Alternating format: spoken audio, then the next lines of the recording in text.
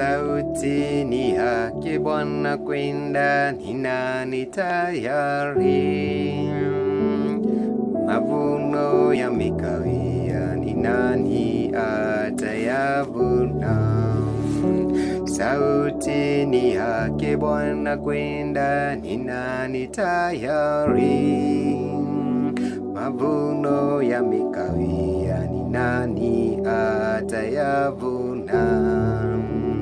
Ni nani tayari kufanya kazi ya Bwana? Usiku mchana fanyeni kazi ya Bwana. Ni nani atakayesema nipo Bwana nitume?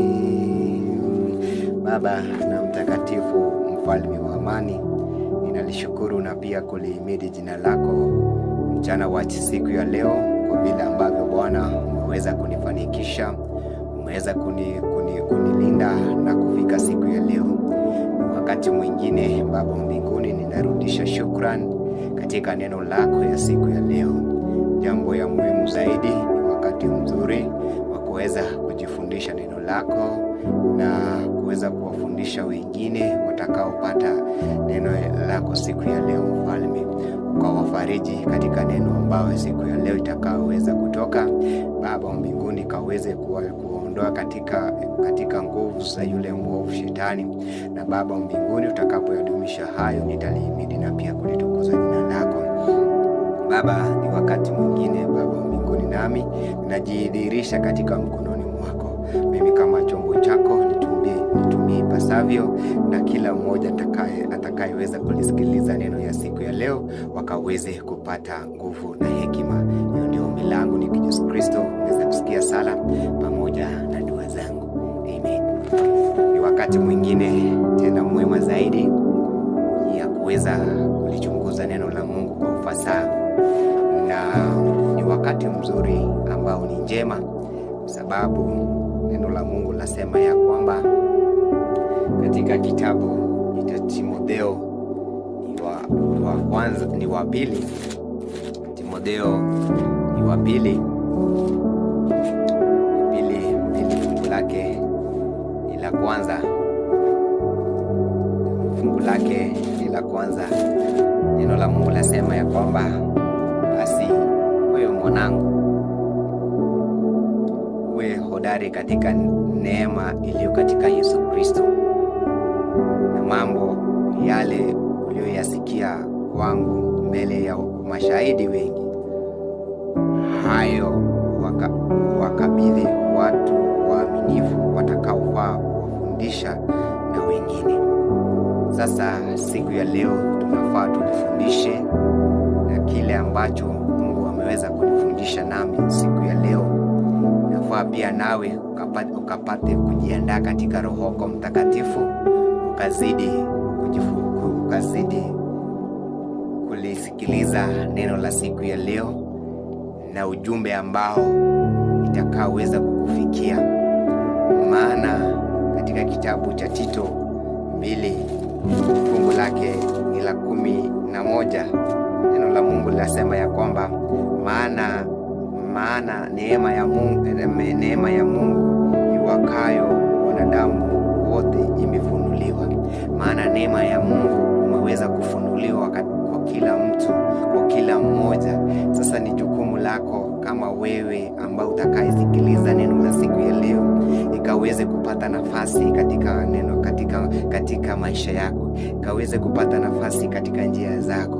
Usiache yule mwovu akaweze kukutawala na kuweza kukunyima jinsi ambavyo Mungu anavyohitaji. Basi ndugu mpendwa, unafaa kuweza kuwa makini katika neno ya siku ya leo. Unafaa kuweza kuwa keen zaidi, tukaweze kujifundisha, kwa sababu hii ulimwengu utapita, vitu vyote vya ulimwengu vitatoweka. Jiulize ya kwamba wakati mwana wa Mungu atakaposhuka, utakuwepo katika njia gani? Basi nataka mjue siku ya leo ni wakati mwema zaidi ya kuweza kujifundisha ni nini dalili za kukuja kwake mwana wa Mungu, na ni njia gani utakavyoweza kuifuata ili nawe ukaweze kujua kujua jinsi ambavyo Mungu atakavyoweza kurejea mara ya pili. Na tutaweza kujifundisha katika kitabu cha Mathayo 24 fungu lake la kwanza mpaka fungu lake la 5. Tunakuta Yesu aliweza kupata maswali kadha wa kadha, na akaweza kuulizwa ya kwamba Yesu Kristo, tuambie au tuonyeshe dalili za kuja kwako mara ya pili. Na tunakuta ya kwamba kuna vitu ama vitengo vingi ambavyo Yesu aliweza kutoa, na akaweza kuzungumza na wale ambao walihitaji kupata ile majibu. Na moja kwa moja tutaweza kuingia katika kitabu cha Mathayo 24 fungu lake ni la kwanza. Nasema Yesu akaenda zake, akatoka hekaluni. Wanafunzi wake wakamwendea ili kumuonyesha majengo ya hekalu, naye akajibu akawaambia, hamuyaoni haya? Amin, ninawaambieni, halitasalia hapa jiwe juu ya jiwe ambalo halitabomoshwa. Tunaona ya kwamba walikuwa na mazungumzo, na Yesu alipokuwa na mazungumzo aliweza kuonyeshwa jengo na wanafunzi wake, na alipoweza kuonyeshwa jengo na wanafunzi wake, akawaonyesha fahari, akawaonyesha orofa, akawaonyesha magari. Lakini Yesu akawaambia kwamba ili ambao mnaloliona siku ya leo, kuna wakati utafika na kuweza kubomoshwa na kuondolewa katika ulimwengu. Na sasa siku ya leo tutaendelea na fungu la 3. Nasema hata alipokuwa ameketi katika mlima wa Mzeituni, wanafunzi wake wakamwendea kwa faragha wakisema, tuambie mambo haya yatatokea lini? Sasa pale tunafaa tujiweze kujiuliza, wewe kama Mkristo unafaa kujiuliza ya kwamba wewe unajiandaaje juu ya nyakati za mwisho, ama una mambo magani juu ya nyakati za mwisho? Maana nyakati za mwisho ni hatari sana zaidi. Sasa unafaa ujiandae kama Mkristo, faa silaha zote za imani, ukaweze kujiuliza ni nini dalili zako za kuja kwako mwana wa Mungu, vile ambavyo wanafunzi wa Yesu walivyoweza kumwendea Yesu na kumuuliza, tuonyeshe dalili za kuja kwako mara ya pili. Yesu akajibu akawaambia, angalieni mtu asiwadanganye. Kitu cha kwanza Yesu akawaambia wanafunzi wake, angalieni mtu asije akawadanganya. Akaweza kuambia hii ndiyo njia, maana tunakuta ya kwamba kwa sababu wengi watakuja kwa jina la Kristo. Tuona ya kwamba kuna baadhi ya Wakristo ambao watakuja na kufuata na kusema jinsi ambavyo Mungu anasema, lakini ndani ya mioyo yao hawatakuwa wanatumiwa na Mwenyezi Mungu, hawatakuwa wanatumiwa na neema ya Mwenyezi Mungu, bali yule mwovu atakuwa anatawala ndani yao.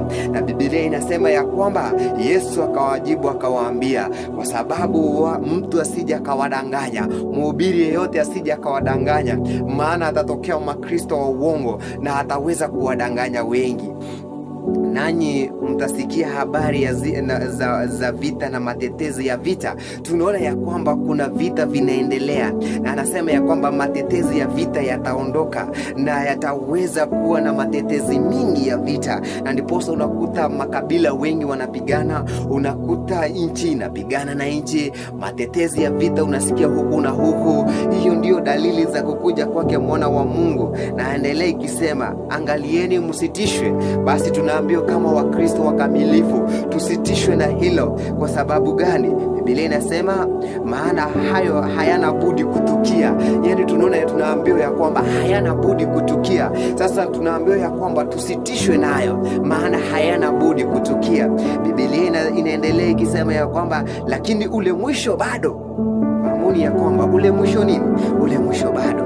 Basi ndugu zangu na wapendwa, tunafaa tujue ya kwamba wakati huu ni wakati mzuri zaidi ya kuweza kupigana vita vya imani, ya kuweza kuonyesha ya kwamba Mungu ana ushindi katika maisha yako, ya kuweza kujua ya kwamba ni nini dalili za kuja kwako mwana wa Mungu. Kwa kweli umeweza kujitayarisha katika hii vita ambayo inayokuja katika ulimwengu? Maana Biblia inaendelea ikisema ya kwamba Hayo yote ndiyo mwanzo wa utungu, yani ni ule mwanzo bado, lakini ule mwisho bado. Fungu lake ni la 14 inasema, tena habari njema ya ufalme wa Mungu utahubiriwa katika ulimwengu wote kuwa ushuhuda kwa mataifa yote. Hapo ndipo ule mwisho utakapokuja. Ndugu mpendwa, angalia jinsi ambavyo Mungu anavyosema, maana Biblia inatuonyesha ya kwamba dalili za kuja kwake mwana wa Mungu, kitu cha kwanza Wakristo watatokea ambao ni wa kudanganya ulimwengu. Na ndiposa Biblia inasema katika kitabu cha Mathayo 7 fungu lake lina 21. Hebu tuangalie mahali pale, tujiadari sana, maana Biblia inasema ya kwamba si kila mtu aniambiaye Bwana Bwana atakayeingia katika ufalme wa Mungu, bali ni yeye afanyaye mapenzi ya Baba yangu aliye mbinguni. Tunaona ya kwamba Biblia inatuonyesha ya kwamba si kila mtu aniambiaye Bwana Bwana, si kila mtu katika njia ya uzima, si kila mtu ako katika ukweli wa Mungu, bali ni yule ambaye anayesimama na mapenzi ya Mwenyezi Mungu na kujitolea na kufanya kazi ya Mungu kwa bidii. Maana Biblia inasema katika kitabu hicho cha Mathayo 7 fungu lake ni la 15, jihadharini na manabii wa uongo, maana katika nyakati za mwisho manabii wa uongo watatokea na ataweza kuwadanganya hata watu wa Mungu. Na Biblia inasema ya kwamba wanaokuja wamevaa mavazi ya ngozi ya kondoo, walakini kwa ndani ni mbwa mwitu wakali. Mtawatambua kwa matunda yao. Je, watu chuma zabibu katika mimba au tini katika mibaruti? Vivyo hivyo kila mtu mwema uzaa matunda mazuri, na mti mwovu uzaa matunda mabaya. Mtu mwema hawezi kuzaa matunda mabaya, wala mti mwovu kuzaa matunda mazuri. Kila mti usiozaa matunda nzuri ukatwa na kutupwa motoni. Sasa tufahamu ya kwamba kuna matunda ambao wewe kama Mkristo wa kweli unafaa uweze kupima. Kama yule mtumishi wa Mungu anaenda kwa jinsi ambavyo Mungu anavyohitaji, anaenda kwa jinsi ambavyo neno la Mungu linasema. Maana wengi wanakuja kwa jina la Kristo wakisema ya kwamba Mungu ndo ameweza kututuma, Mungu ndo ameweza kutupa hii neema, lakini ikiingia katika roho wa kweli hawayuko katika safari ya mbinguni. Ndugu mpendwa, hii ni wakati wako wa kuweza kujiandaa, maana Biblia inatuonyesha ya kwamba nyakati za mwisho watu watalia zaidi, watahitaji kuingia katika njia ya wokovu. Lakini Biblia inatuonyesha ya kwamba mwenye nyumba atakaposimama na kufunga mlango wa wokovu, hakika hakuna hata mmoja atakayeingia katika ile ufalme. Maana Mungu aliweza kuwaita akawaambia ya kwamba mgeuke katika njia, lakini nyinyi mkakataa. Sikilizeni wapendwa, ni muda wako wa kuweza kuchukua, muda wako wa kuweza kufanya jinsi mapenzi ya Mungu inavyosema. Maana katika kitabu cha Luka mtakatifu 13 fungu lake ni la 24 mpaka fungu lake la 30. Tuangalie jinsi ambavyo neno la Mungu linavyosema mahali pale. Kitabu ni cha Luka mtakatifu 13 fungu lake ni la 24. Jihadharini kuingia katika mlango ulio mwembamba, kwa maana nawaambia ya kwamba wengi watataka kuingia wasiweze. Tunaona ya kwamba wengi watahitaji kuingia lakini wasiweze. Wakati mwenye nyumba atakaposimama na kufungua mlango na kufunga mlango, nanyi mkaanza kusimama nje na kubisha mlango mkisema, Bwana tufungulie, yeye atajibu na kuambia, siwajui mtokako. Ndipo mtakapoanza kusema, tulikula pamoja nawe na kunywa mbele yako, nawe uliwafundisha katika njia zetu. Naye atasema, nawaambieni siwajui mtokako, endeni kwangu ninyi nyote mlio wafanyaji wa udhalimu. Mpendwa, kuna wakati ambao mwenye nyumba atakavyoweza kutokea, na wakati mwenye nyumba atakavyoweza kusimama na kuambia ya kwamba ondokeni mtokako, kwa sababu siwajui. Watasema ya kwamba tumefanya mambo mengi kwa jina lako, tumefanya vingi kwa jina lako, lakini Mwenyezi Mungu atawaambia ondokeni ninyi